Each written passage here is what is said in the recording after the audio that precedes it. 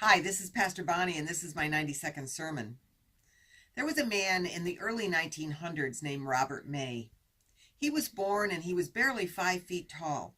Growing up as a child, he was tortured by his friends, bullied because of his size. He always was hurting about that.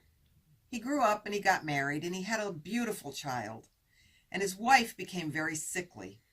And after a few years, it really took a toll on the family. All the money that he made, he had to put toward his wife's illness.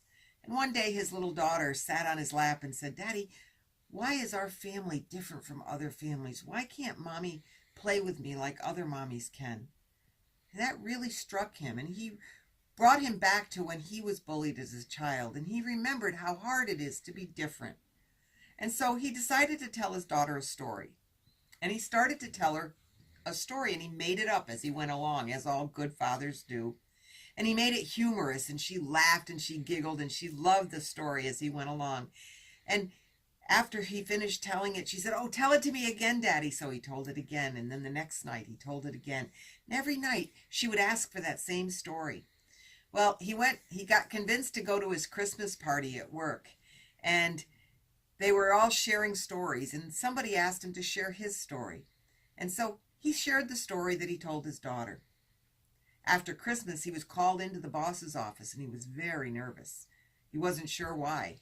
And the boss told him that he had heard about this story, and that everybody talked about it and said it was so wonderful that he wondered if he would publish it and allow them to give each child a copy of it.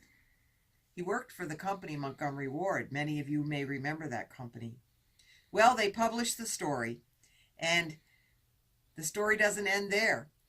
Soon, a very famous cowboy singer decided to put the story to music, and the song Rudolph the Red-Nosed Reindeer came to be.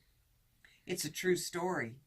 Robert May became rich. His wife did die, but he had enough money to buy a home for his daughter and to raise her in a good way. We can never give up. Our dreams always can come true. That's my 90-second sermon. See you on Sunday.